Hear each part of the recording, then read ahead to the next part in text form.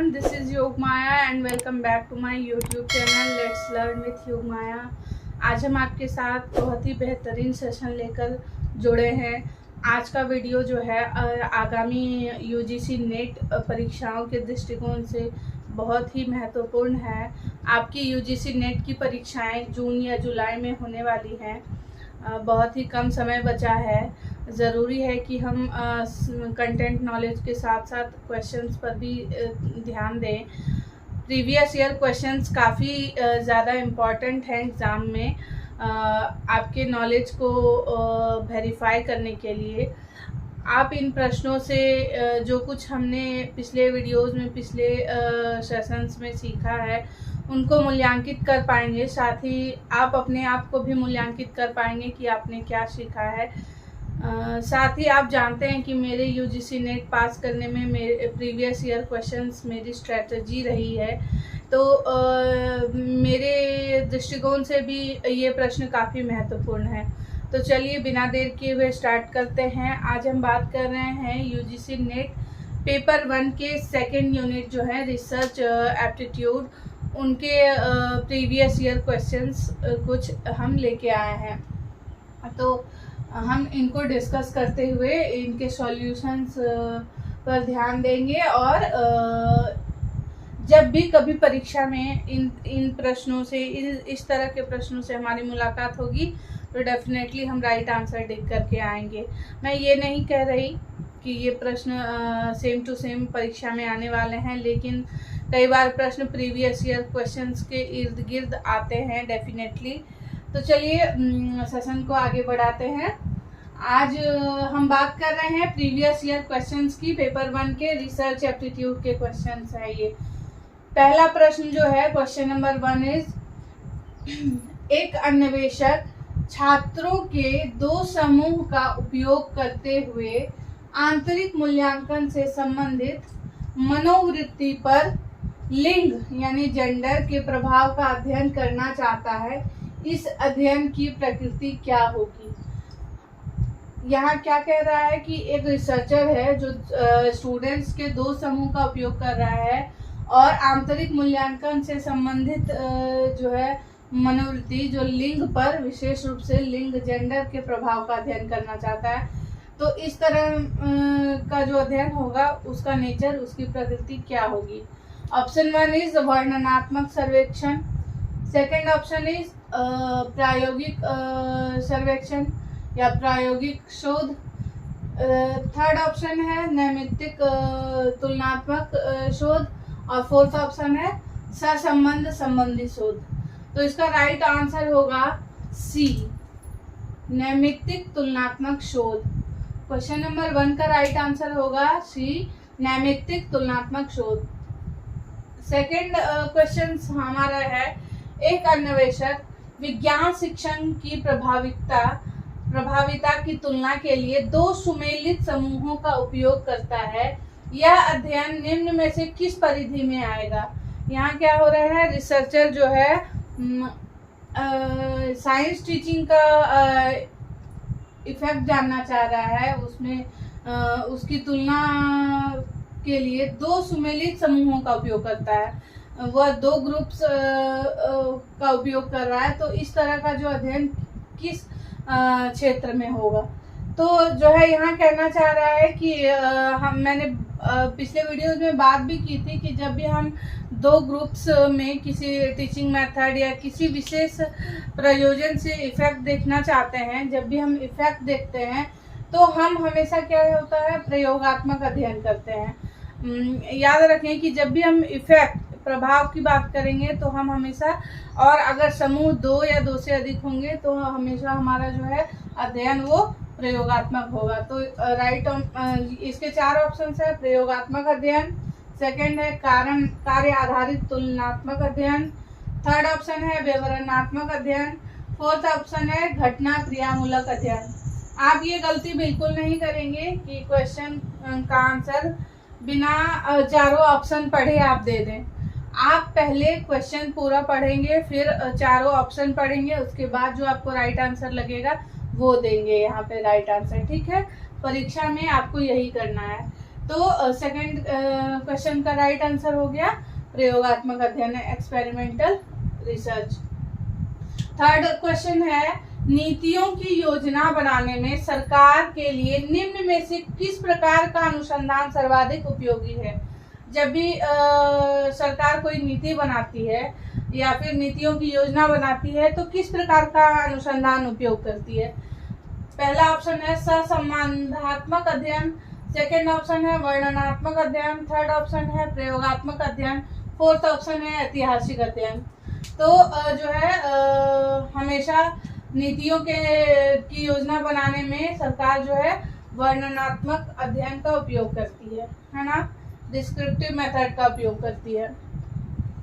Fourth question है निम्न में से ऐतिहासिक अनुसंधान की रिपोर्ट लिखने का आधार बनता है। जब भी हम हिस्टोरिकल रिसर्च का रिपोर्ट लिखते हैं तो उसका बेस आधार क्या होता है। प्राथमिक प्रदत्त स्रोत, गौण प्रदत्त स्रोत, अनुसंधान का वैयक्तिक निर्णय, फोर्थ ऐतिहासिक साक्ष्य।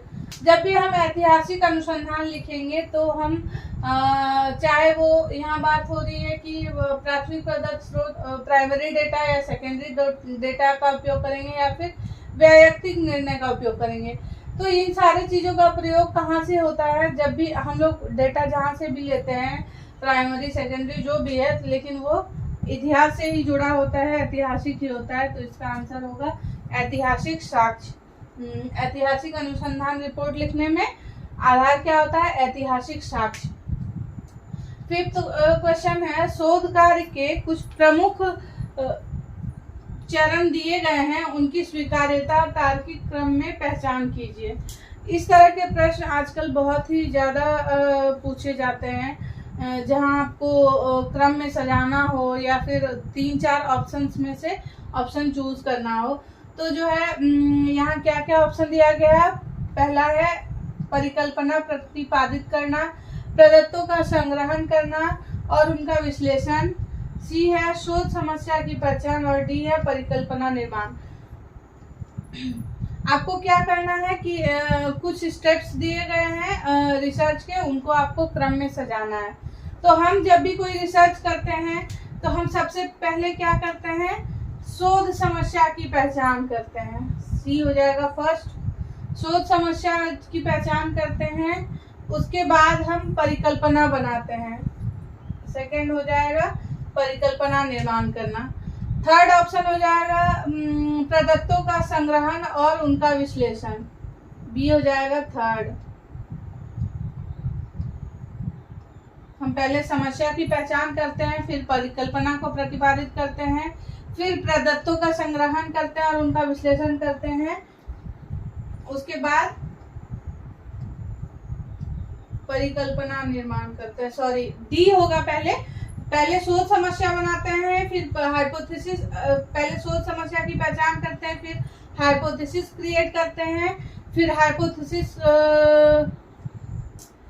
आई थिंक यहाँ पे परिकल्पना परीक्षण होगा ऑप्शन में, जरूर कुछ गलती है ऑप्शन में क्योंकि दोनों एक ही लग रहा है, प्रतिपादन और ये परीक्षण होगा। आई थिंक प्रतिपादित करना या निर्माण करना एक ही बात हुई ना। तो क्या होगा कि सबसे पहले हम शोध समस्या की पहचान करते हैं, फिर परिकल्पना बनाते हैं, फिर प्रदत्तों का संग्रहण और उनका विश्लेषण करते हैं और फिर हम परिकल्पना परीक्षण करते हैं। फोर्थ ऑप्शन हो जाएगा लास्ट। तो इस तरह से आपको सजाना है, ठीक है। नेक्स्ट क्वेश्चन है ऐतिहासिक शोध में बल दिया जाता है। ऐतिहासिक शोध में किस चीज पर ज्यादा बल दिया जाता है। फर्स्ट ऑप्शन है अतीत की घटनाओं के चित्रण पर, सेकंड है अतीत एवं वर्तमान की घटनाओं के चित्रण पर, थर्ड ऑप्शन है अतीत से प्रदत्तों के संकलन पर, फोर्थ ऑप्शन है अतीत से प्रदत्तों के संकलन एवं संगठन पर। तो जो है हम शोध में घटनाओं का चित्रण नहीं करते हैं, हम घटनाओं का विश्लेषण करते हैं, इसलिए फर्स्ट और सेकंड ऑप्शन नहीं होगा। अतीत से प्रदत्तों का संकलन जरूर करते हैं, लेकिन साथ ही साथ अतीत से प्रदत्तों का संकलन कर उनका संगठन भी करते हैं। तो राइट ऑप्शन हो जाएगा फोर्थ। क्वेश्चन नंबर 7 है, छात्रों की वर्तनी में सुधार हेतु शिक्षक द्वारा कक्षा में संचालित शोध किस वर्ग में आता है? मैंने एक्शन रिसर्च जब पढ़ाया था तो मैंने बताया था कि जब भी कोई टीचर रिसर्च करता है और कक्ष की समस्याओं से या छात्रों की समस्याओं से लेकर करता है तो उसको क्या कहते हैं? एक्शन रिसर्च करता है। तो यहाँ छोटे से प्रॉब्लम को लेकर शिक्षक कर रहा है क्या कि छात्रों की वर्तनी में सुधार हेतु, उनकी राइटिंग में या फिर उनके वर्तनी में सुधार हेतु शोध कर रहा है। तो यह शोध किस तरह का होगा? विशुद्ध शोध, मौलिक शोध नहीं, गुणात्मक शोध नहीं, परिमाणात्मक शोध नहीं, क्रियात्मक शोध। यस, एक्शन रिसर्च होगा ये। नेक्स्ट क्वेश्चन है, भारतीय स्वतंत्रता आंदोलन के कारणों तथा परिणाम का अध्ययन किस प्रकार के शोध के अंतर्गत रखा जाएगा? क्रियात्मक शोध, बी ऐतिहासिक शोध, सी सहसंबंध परक शोध, डी घटना विज्ञान संबंधी अध्ययन। तो भारतीय स्वतंत्रता आंदोलन इतिहास की बात है, इतिहास से संबंधित है, तो नो डाउट यह किस प्रकार का होगा? ऐतिहासिक शोध होगा। Next question is question number 9, जिस सुपरिभाषित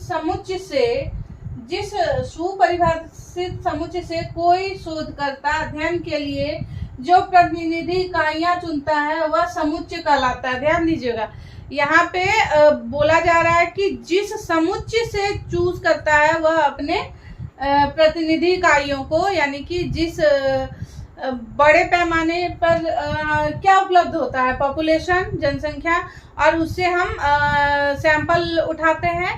तो जो है यहाँ उस समुच्चय के बारे में पूछा जा रहा है कि वह समुच्चय क्या कहलाता है। फर्स्ट वन इज नमूना, सैंपल नहीं, क्योंकि हमारा समुच्चय की बात हो रही है। समष्टि नहीं, जनसंख्या, पॉपुलेशन, हाँ। डी प्रतिनिधि भाग, बिल्कुल नहीं। तो क्वेश्चन नंबर 9 का राइट ऑप्शन हो जाएगा पॉपुलेशन या जनसंख्या। क्वेश्चन नंबर 10 है, प्रयोगात्मक शोध में वांछित विशिष्ट गुण है। कारक प्रभाव संबंध, बी मध्यवर्ती चरों का नियंत्रण, सी प्रदत्तों का जटिल सांख्यिकीय प्रतिपादन, और डी स्वतंत्र चरों में हेरफेर लाना। ध्यान दीजिएगा, जब भी कोई प्रयोगात्मक शोध होता है तो जो रिजल्ट रिसर्चर चाहता है और जिस तरह से चाहता है उसकी सुविधा के लिए क्या करते हैं हम? स्वतंत्र चरों में, डिपेंडेंट वेरिएबल में हम लोग हेरफेर करते हैं। ठीक है, तो डी हो जाएगा राइट ऑप्शन 10 का। तो हमने देखा रिसर्च एप्टीट्यूड से संबंधित प्रश्नों को। आशा करती हूँ ये प्रश्न आपके परीक्षा के दृष्टिकोण से भी उपयोगी होंगे और इन प्रश्नों को आप 1-2 बार जरूर समझने का प्रयास करें। ऑलमोस्ट मैंने डिस्कशन के साथ आंसर्स बताए हैं, तो ये आपके लिए डेफिनेटली यूजफुल होंगे। मेरे वीडियो को अंत तक देखने के लिए धन्यवाद। मिलती हूँ आपसे अगले वीडियो में। Thank you so much.